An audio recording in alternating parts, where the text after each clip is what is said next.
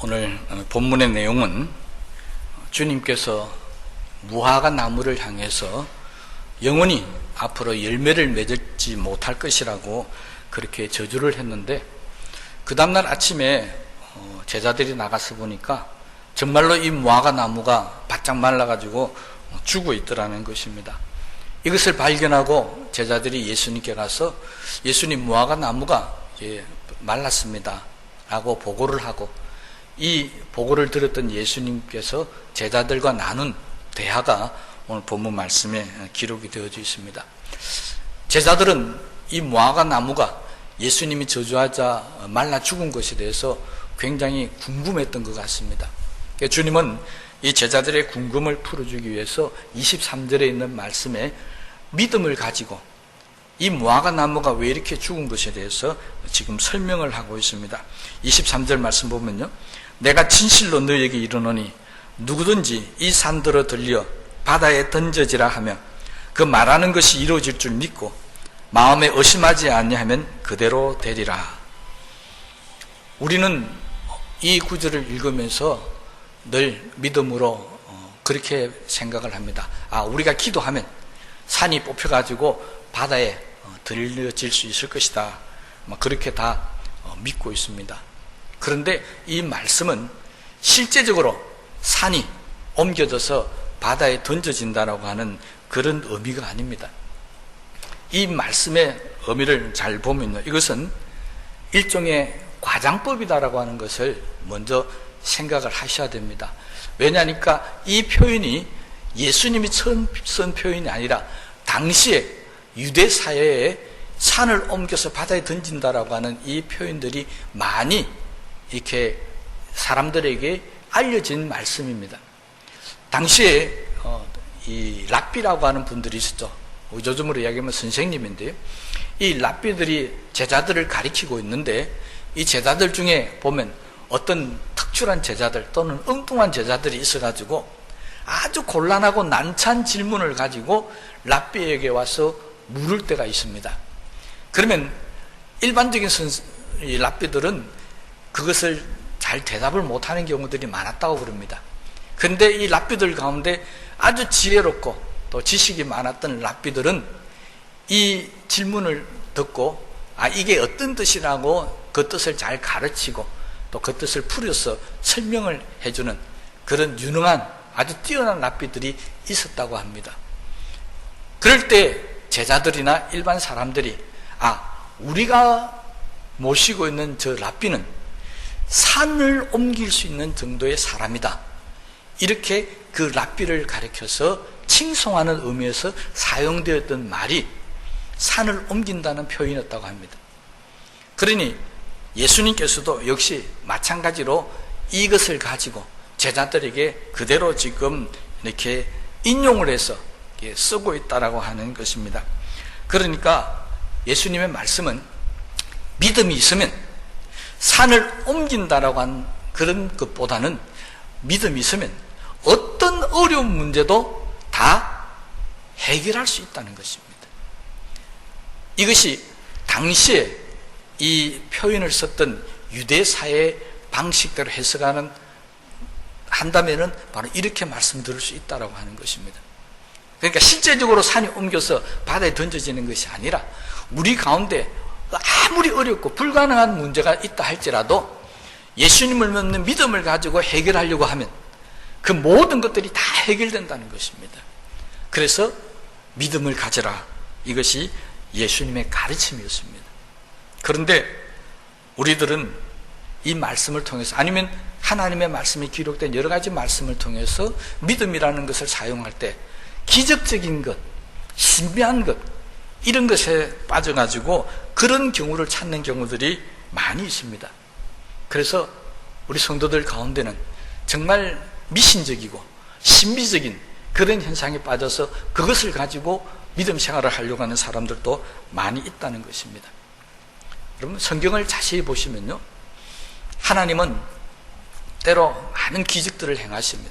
선지자들이나 아니면 제자들이나 우리들을 통해서 많은 기적들을 행하는 것은 사실입니다. 그런데 기적이 일어나는 일이 많습니까? 아니면 일상생활이 더 많습니까? 우리가 예수 믿고 매일매일 하루 24시간 내에 하나님의 기적 속에 사는 것은 아니라는 것입니다. 기적이 일어나는 것보다는 일어나지 않는 시간이 훨씬 더 많습니다. 기적이 일어나는 경우를 갖다가 우리는 신앙적인 용어로 특별 은혜라고 이야기합니다. 특별 계시. 특별하게 경우에만 하나님이 역사하셔서 우리에게 그런 기적을 일으켜 주신다는 것입니다. 그런데 이 특별 은혜, 특별 계시 외에 일반 계시, 일반 은혜라는 게 있습니다. 그것은 뭐냐니까 우리가 살아가는 이 자연 속에서 하나님이 우리에게 은혜를 주시는 겁니다. 뭐 태양을 통해서 우리에게 많은 필요한 식물들이 자랄 수 있도록 하는 그런 일들이라든지, 또는 뭐 산이나 들의 곡식들을 통해서, 또는 나무들을 통해서, 아니면 바다에 가서 물고기들을 통해서 우리가 살아갈 수 있는 삶의 방법을 제공해 주시고, 또 우리의 모든 삶을 하나님이 인도해 나가시는 이런 자연적인 법칙도 있고, 일상적인 우리 사회적인 법칙, 어떤 생활 규범이나 도덕이나 윤리나 이런 것으로 살아가는 그런 것들이 우리들 가운데 훨씬 더 많이 있다는 것입니다. 그런데 우리는 이 믿음이라는 것을 착각해가지고 하나님 은혜라는 것을 착각해서 자꾸 어떤 특별한 일에만 매달리다가 보니까 우리 신앙이 하루 종일 이 특별한 은혜 속에서만 살려고 하는 그런 잘못된 신앙을 가지고 살아갈 수 있다고 하는 것입니다.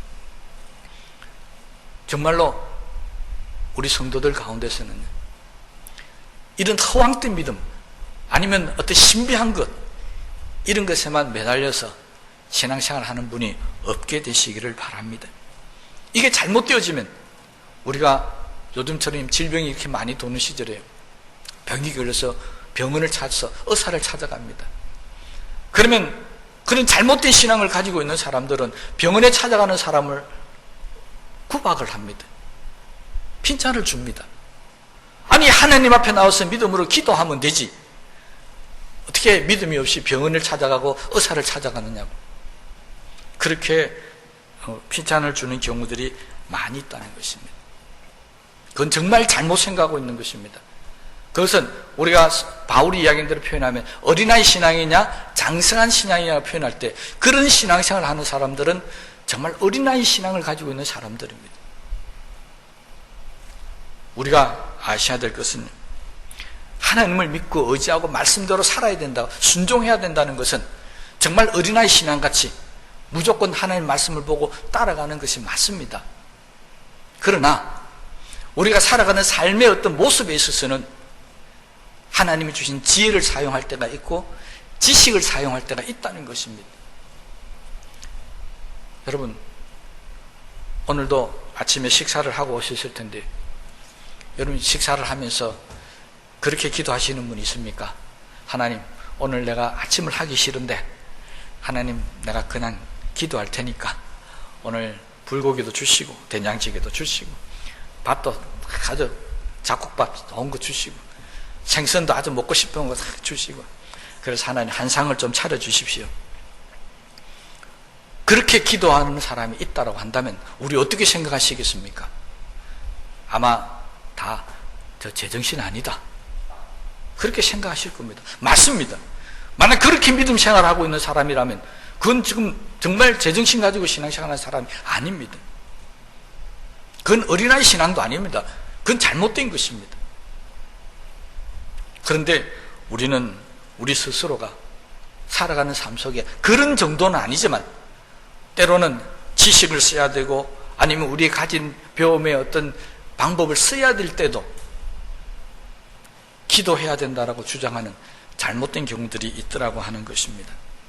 그러다가 보니까 오늘 성경에 나오는 산을 옮기는 믿음도 그렇게 해석해 버립니다. 아, 우리가 기도하면 산이 옮겨질 것이다. 이건 정말 잘못된 생각입니다. 바울은 초대교회 성도들이 예수님의 기적이나 어떤 제자들의 능력을 바라보면서 자꾸 그런 신비주의 쪽으로 빠져들어가는 것을 보면서, 특히 하나님의 성령의 은사가 굉장히 많이 나타났던 고린도 교회를 향해서 이렇게 이야기합니다. 은사들을 쭉 이야기하고 난 이후에 고린도전서 14장 20절 말씀이에요. 형제들아, 지혜는 아이가 되지 말고 악에는 어린아이가 되라. 지혜는 장성한 사람이 되라. 고린도서 12장 하나님의 수없이 많은 능력과 권세가 나타났고 13장 사랑장 그런 모든 은사에 대한 이야기를 해놔놓고 14장에 와서는 그런 능력과 그런 것을 쓰라고 말씀하지 않고 지혜는 장성한 자가 되어라. 무슨 의도로 이런 이야기를 했습니까? 너무 그런 능력과 기적적인 것에 빠져들지 말고 정말 하나님께서 우리에게 주신 믿음으로 사는 신앙의 모습이 어떤 것인지를 제대로 잘 깨달아 알아야 된다라고 하는 것입니다. 그래서 우리가 그렇게 너무 어린아이 같이 하지 마라. 장성한 자가 되어져야 한다는 것입니다. 여러분, 어린아이들 어떻습니까? 어린아이들은 눈에 보이는 여러 가지 일들, 듣는 이야기들을 상상 속에서 생각하는 게 아닙니다. 그 동화나 그런 허무맹랑한 우리가 어른들이 볼 때는 그런 이야기들도 어린아이들은 진짜로 받아들인다는 것입니다. 그래서 사고도 많이 나죠. 뭐 TV 보다가 뭐 옛날에 저 때는 그렇습니다. 배트맨 뭐 이런 거 나오면요, 위에서 몇 층 높이 있는 옥상에서 애들이 막 그냥 망토 하나 들고 뛰어내리고, 그게 왜냐니까 현실과 공상을 구별하지 못해서 그렇다는 것입니다. 아이들은 듣는 모든 얘기들을 현실로 생각해 버립니다. 이게 어린아이입니다. 저는 요즘 이 운동을 잘 못해서 자꾸 살이 찌는 것 같아서 보문호수에 가서 이렇게 1시간 뭐 1시간 반 정도 이렇게 걷습니다.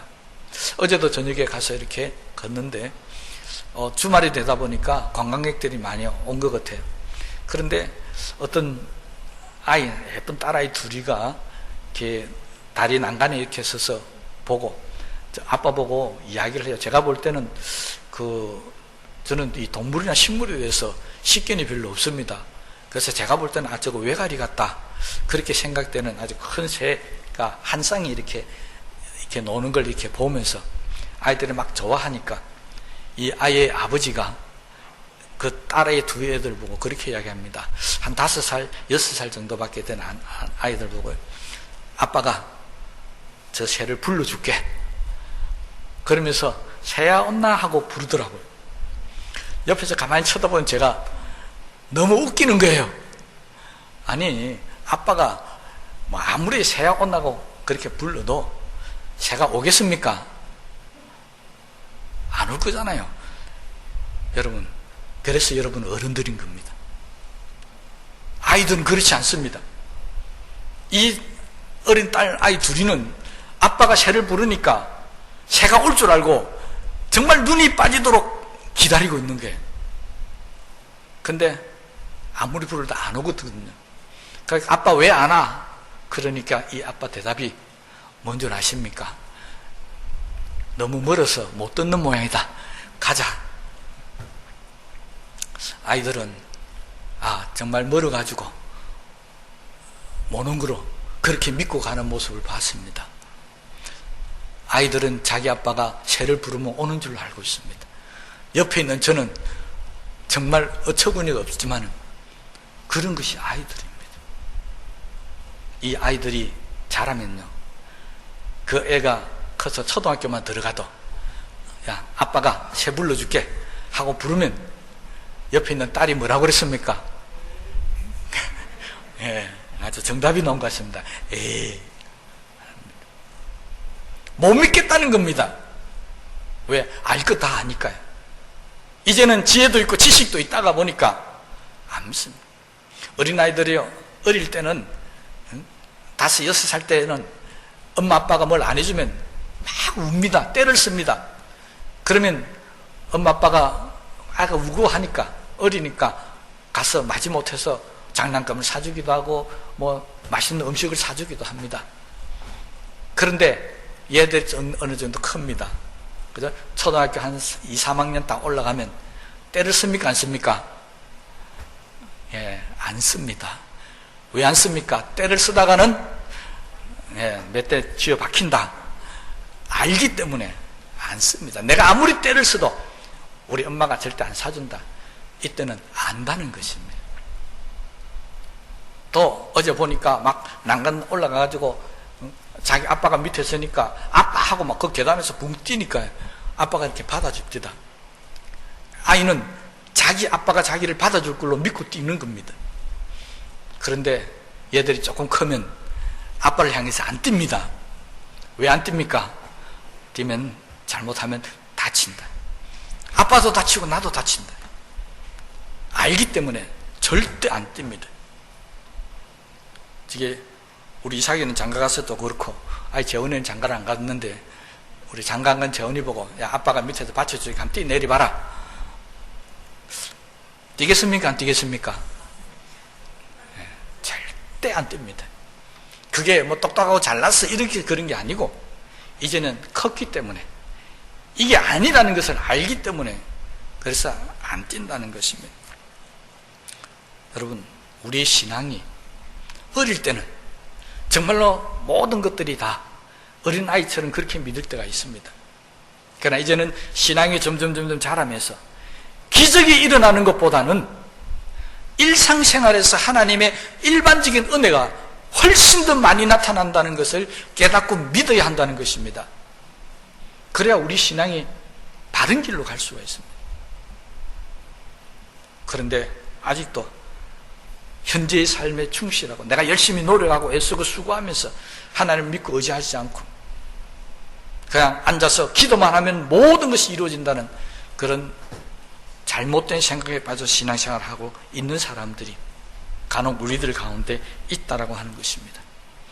믿음으로 모든 걸 해결하려고 하는 이러한 사람들, 특별한 은혜를 통해서만 해결하는 사람들을 가리켜서 우리는 신비주의자들이다 이렇게 말하고 있습니다. 기독교는 신비주의가 아닙니다. 철저하게 하나님의 말씀에 뿌리를 내리고 그 하나님 말씀을 따라서 그 말씀을 믿음으로 이루어질 것을 알고 그렇게 살아가는 삶이 우리 기독교인들의 삶입니다. 그러므로 우리가 산을 옮길 만한 믿음이 우리 가운데 있다고 할지라도 그 믿음이 잘못 사용되어지면 이게 신앙적으로 문제가 생길 수 있다는 것을 아셔야 한다는 것입니다. 그런데 사람들은 자꾸 기독교 신앙을 능력적인 것에만 매달려 버립니다. 기적적인 것에만 매달려 버립니다. 여기에 문제가 생겨 버립니다. 솔직히 이야기해 봅시다. 앞에 있는 우리 남산을 우리 교인들이 여기 특별히 기도 잘하는 분 10명만 딱 뽑아가지고 기도 열심히 해서 저게 쫙 해가지고 이 앞에 우리 저거 없어지면 얼마나 좋겠습니까? 그러니까 저 탁 없어져가지고 저 동해 바다에 탁 빠지도록 10명이 열심히 기도하십시오. 언제쯤 될까요? 여러분, 저는 목사지만요, 만약 우리 교인들 가운데 목사 우리 기도해가지고 우리 10명이 새벽 기도부터 시작해서 막 철학 기도, 막 금식 기도, 오만 기도를 다 동원해서 기도할 테니까 목사님 기대하십시오 하고 해도 저는 안 믿습니다. 그럴 바에야 차라리 포크레인을 10대 동원합시다. 그러면 뭐 1년이 되든 얼마가 되든 기간이 지나가면 저 산을 다 깎아서 평지로 만들 수 있습니다. 산을 옮기는 것, 산을 평평하게 만드는 것은 10명의 기도 용사가 기도하는 것보다는 포크레인 10대를 동원하는 것이 훨씬 더 낫습니다. 교회보다는 건축 일을 하는 회사가 훨씬 더 놀라운 능력을 발휘하더라는 것입니다. 여러분, 우리가 기도해서 가끔 보면 그런 분들 간증합니다. 기도하니까 암이 나왔습니다. 어떤 질병이 나왔습니다. 솔직히 이야기해 봅시다. 교회에서 기도해서 암을 고친 것이 많습니까? 병원에서 의술을 통해서 암을 고친 것이 많습니까? 여러분, 병원에서 암 환자 고치는 것이 훨씬 많습니다. 제가 이렇게 오늘 설교를 하니까 혹시 믿음이 필요 없다라고 오해할 수 있는 분이 계실 것 같은데 그렇지는 않습니다. 저는 분명히 믿습니다. 우리가 기도해서 하나님의 뜻이 계시다면 저 산을 명해서 바다에 던지는 역사가 일어날 줄로 저는 분명히 믿습니다. 지금까지 제가 목사 30년 이상을 목회를 해오면서 교회 안에서 수많은 하나님의 기적 같은 일이 일어났던 걸 저도 경험했고 여기에 앉아 계신 우리 성도님들도 많이 경험한 줄 압니다. 저는 산을 옮기는 믿음의 기적이 나타난다고 분명히 믿는 사람입니다. 안 믿는 게 아닙니다. 그러나 병이 들어서 의사를 찾는다고 해서 그게 믿음이 없다는 생각을 하지 말라는 것입니다. 그건 정말 잘못됐다는 것입니다. 우리 성도들이 하나님의 말씀을 대할 때마다 무엇이 진짜 하나님의 능력을 통해서 나타나는 기적인지 아닌지를 분별할 수 있는 지혜가 있기를 바라면서 제가 오늘 이 말씀을 준비를 했었습니다. 기독교는 분명히 기적의 종교입니다. 기독교는 분명히 죽은 자도 살릴 수 있는 힘을 가지고 있는 종교입니다. 그렇다고 해서 모든 것이 다 믿음의 기도를 통해서 기적으로만 이루어가려고 한다면 그것은 잘못되었다는 것입니다. 이걸 우리가 분별할 수 있는 지혜를 얻기 위해서 열심히 기도하시기 바랍니다. 시간 관계상 자세한 이야기는 다음 또 기회가 되면 말씀을 드리겠습니다. 한 가지 분명한 것은 믿음의 역사가 정말 말씀대로 일어나려면 어떤 것인지를 여러분들의 성경을 통해서 잘 깨닫게 되시기를 바랍니다. 그렇지 않으면 우리를 공격하는 주변의 이단 세력으로 인해서 신비적인 것을 주장하는 그런 세력들에 의해서 교회가 수없이 무너질 수밖에 없다는 것입니다. 이단이 존재하는 이유가 바로 그런 것입니다. 우리 성도들이 그런데 귀를 기울이지 않고 빠져들지 않으면 절대 이단이 존재할 수가 없습니다. 그런데도 아직도 그런 것에 매달려서 잘못된 것을 알면서도 빠져나오지 못하는 그런 불행한 사람들이 우리 주변에 너무 많이 있다는 것입니다. 제가 이 설교를 하게 된 이유가 있습니다.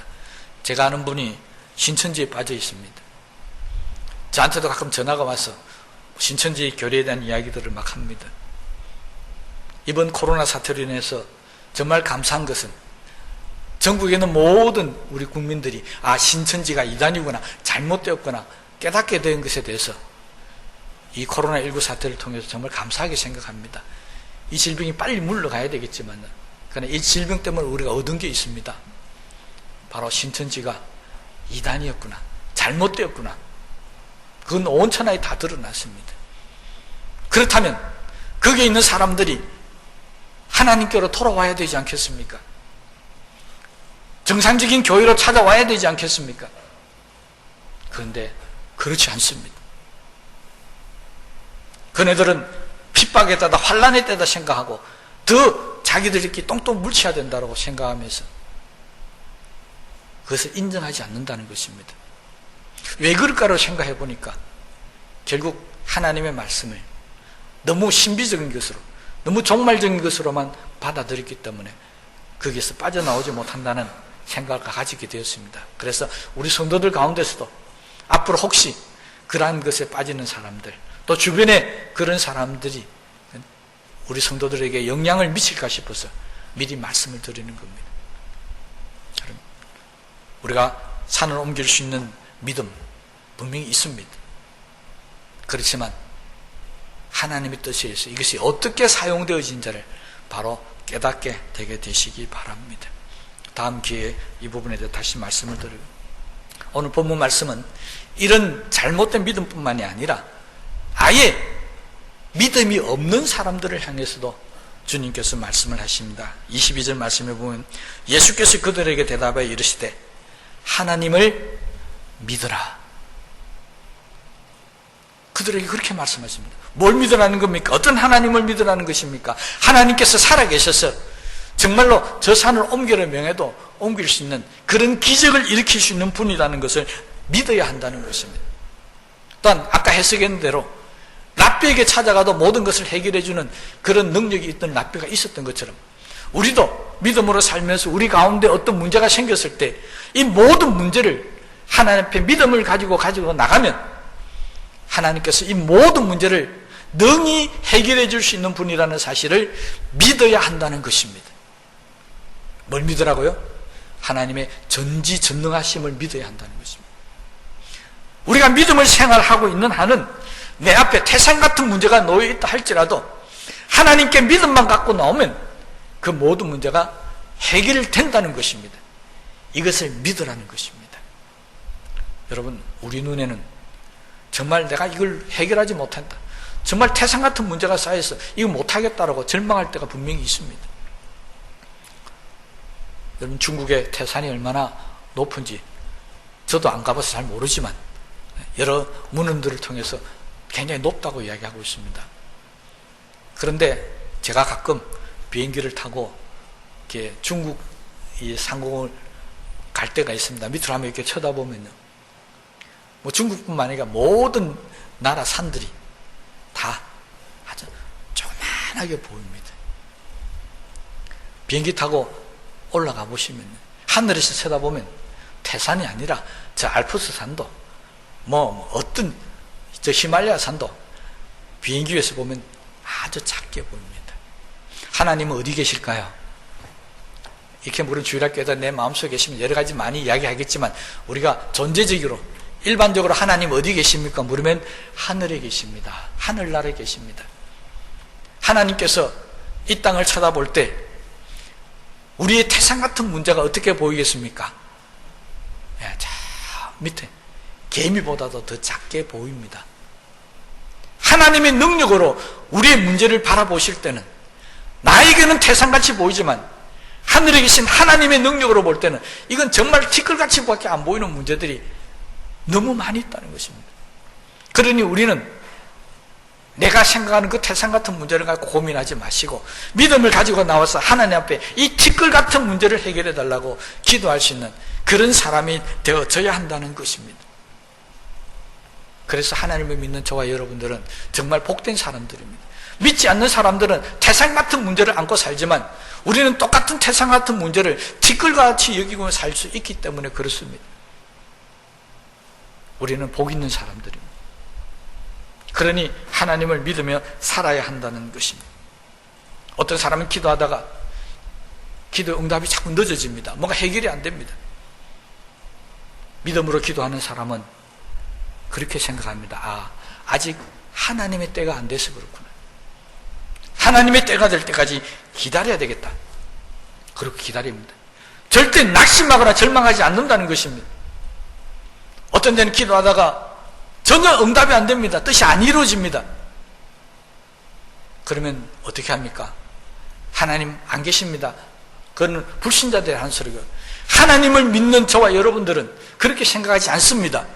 어떻게 생각합니까? 이것이 하나님의 뜻이 아닌 모양이다. 그러면서 하나님, 이게 하나님의 뜻이 아니면 하나님의 뜻을 좀 가르쳐 주십시오. 다른 하나님의 뜻이 있다는 것을 받아들이더라는 것입니다. 이것이 하나님을 믿는 사람들의 믿음의 삶의 모습입니다. 그래서 예수님께서 지금 제자들에게 하나님을 믿으라는 것입니다. 늦어지면 하나님의 때가 아직 안 됐다라고 믿고, 안 되면 하나님이 다른 뜻이 있다는 것을 믿고 그렇게 살아야 그것이 제대로 하나님을 믿는 것이라고 우리에게 말씀해 주고 있습니다. 왜? 하나님은 우리의 아버지가 되시기 때문에 그렇습니다. 우리 모든 것을 다 책임져 주시고 우리 모든 것들을 다 채워 주시기 때문에 우리는 그런 하나님을 바라보면서 믿음으로 살자고 하는 것입니다. 그러면서 주님은 한 가지 당부의 말씀을 하고 있습니다. 우리가 이렇게 믿음을 가지고 정말 태산 같은 문제도 다 해결하면서 살아갈 수 있지만은, 그런데 한 가지만은 꼭 조심하라는 것입니다. 그것이 바로 25절 마지막 말씀입니다. 지금까지 믿음에 대해서 막 설명하다가 마지막 말씀에서 전혀 엉뚱한 말씀이 나옵니다. 서서 기도할 때 아무에게나 혐의가 있거든 용서하라. 그러면 하여야 하늘에 계신 너희 아버지께서 너희 허물을 사하여 주시리라.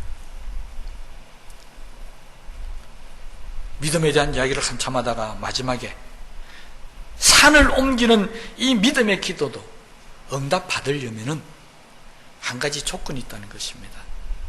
그것이 뭐라고요? 다른 사람의 허물이나 죄를 용서해주라, 덮어주라. 이 말은 무슨 말입니까?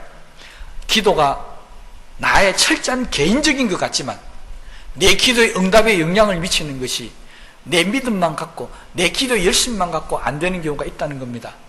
뭐냐니까 형제나 이웃과의 관계가 잘못되어져 있으면, 그것 때문에 나는 죄도 없고 나는 정말 믿음을 가지고 열심히 기도하고 있지만은 그것 때문에 우리 기도가 막힐 수가 있다는 것입니다. 그래서 기도하다가 누구를 원망한다든지 누구에게 죄를 뒤집어 씌우고 피해를 끼치고 아픔을 준 일이 있으면 그것부터 먼저 회개하고, 그 다음에 다른 사람이 나에게 그런 상처를 주고 아픔을 주었어, 기도하기 전에 내 마음에 그것이 고통이 있다면 먼저 용서해주고 기도해야만이 우리 기도가 응답될 수 있다는 것입니다. 주님은 기도만 그렇게 말씀하신 게 아니었습니다. 예배도 마찬가지입니다. 마태복음 5장 23절 24절의 말씀에 보면 예물을 제단에 드리다가 거기서 내 형제에게 원망 들을 만한 것이 생각나거든 예물을 제단 앞에 두고 먼저 가서 형제와 화목하고 그 후에 와서 예물을 드리라. 예배 드리는 것도 마찬가지입니다. 예배 드리기 전에 형제와 다툰 일들, 또는 형제에게 아픔을 주고 고통을 준 일들, 아니면 그렇지 않더라도 다른 사람이 내게 아픔을 준 이 아픔을 갖고 예배를 드리면 하나님이 그 예배를 받지 아니하신다는 것입니다. 그래서 주님은 우리가 형제를 용서해야 되고 형제와의 관계가 원만해야 되고 그리고 그들과의 모든 허물들을 덮어줘야 되는 이유를 죄사함에만 있는 게 아니라 예배가 하나 앞에 상달되고 우리의 기도가 응답되기 위해서 우리는 믿음으로 기도하는 우리 기도 속에 이것이 포함되어져 있어야 한다는 것입니다. 이거 뭘 말씀합니까? 산을 옮길 만한 그 믿음의 기도가 나를 위해서 사용되어져서는 안 된다는 것입니다. 나를 위해서 사용되어지기보다는 우리의 형제를 위해서, 우리의 이웃을 위해서 산을 옮길 수 있는 믿음의 기도가 사용되어져야 한다는 것입니다. 형제를 죽이기 위해서 그런 믿음의 기도를 쓰면 안 됩니다. 형제를 아프게 하고 힘들게 하기 위해서 우리의 기도가 사용되어져서는 안 된다는 것입니다. 우리 기도가 사용되어지는 것은 그들의 아픔을 품어주고 그들의 고통을 사해주고 그 사람의 죄가 나를 아프게 했다 할지라도 내게 고통을 줬다 할지라도 그들을 용서하고 품어줄 수 있도록 하는 기도가 되어져야지. 제자들이 그렇게 기도한 적이 있죠. 사마리아 성을 방문할 때 하나님, 저 주님 앞에 하늘에서 천사를 통해서 불을 내려서 저걸 멸망시키자고. 그건 정말 잘못된 모습들입니다. 여러분, 우리의 기도 속에 아픔이 있어서는 안 됩니다. 그것이 내 아픔이든지 형제의 아픔이든지 간에 그 모든 아픔을 싣고 기도해야 한다는 것입니다. 특별히 요즘은 정말로 우리 믿음의 사람들이 산을 옮길 만한 믿음을 가지고 기도해야 될 때입니다. 이 기적의 역사가 정말 우리에게 필요할 때입니다. 바로 코로나19 사태가 정말 오랫동안 끌고 있습니다. 정말 우리가 기도해서 하나님의 능력이 나타나고 산을 옮길 수 있는 하나님의 역사가 나타난다는 것을 믿는다면 우리는 이 질병의 문제를 위해서, 우리 형제들의 이 아픔을 위해서, 이 땅에 죽어가는 영혼들을 위해서 하나님, 이 질병을 거두어 주시옵소서. 지금까지도 수많은 사람들이 고통을 당하고 죽임을 당하지 않았습니까? 이 기도의 책임이 목사인 저와 예수님을 믿는 산을 옮길 만한 믿음의 기도를 하는 여러분들에게 있다는 사실을 깨닫게 되게 되시기를 바랍니다. 여러 교회들이 아마 기도하고 있을 줄로 저는 믿고 있습니다. 우리도 산을 옮길 수 있는 믿음을 주셨고 그 산을 옮길 수 있는 믿음에 응답하는 하나님을 우리가 믿고 있지 않습니까? 이제 엎드려서 기도할 때마다 이 산을 옮길 수 있는 믿음의 용사들이 되시기 바랍니다. 그 기도의 제목은 하나님, 이 땅의 질병을 속히 떠나게 해 주시옵소서. 산이 바다에 던져지는 것이 아니라 이 무슨 질병이 저 바다에 깔아앉아 버리게 하나님 도와달라고 기도하는 역사가 있게 되시기를 바랍니다. 오늘은 한국교회가 예배 회복의 날이라고 선포하고 예배를 드리고 있는 날입니다. 교회 안에 드린 예배도 회복되어져야 되지만 정말 이 땅에 있는 이 질병이 물러나고 우리 성도들이 건강뿐만이 아니라 세상 모든 사람들의 건강도 회복되어져야 된다고 생각을 하고 있습니다. 그래서 제가 오늘 설교를 준비하면서 뭘 말씀을 드릴까 생각하다가 이 본문을 가지고 말씀을 준비했습니다. 산을 옮기는 믿음을 가지고 질병을 저 바다 깊숙한데 옮길 수 있는 역사가 우리의 기도를 통해서 나타나게 해달라고 기도하셨습니다. 이 질병이 속히 물러가고 이 성도들의 기도를 통해서 이 질병이 물러갔다는 사실을 세상 사람들이 깨닫고 그들이 정말 하나님을 믿는 역사가 일어나기를 소원합니다. 그래서 말씀을 생각하시면서 기도하십시다.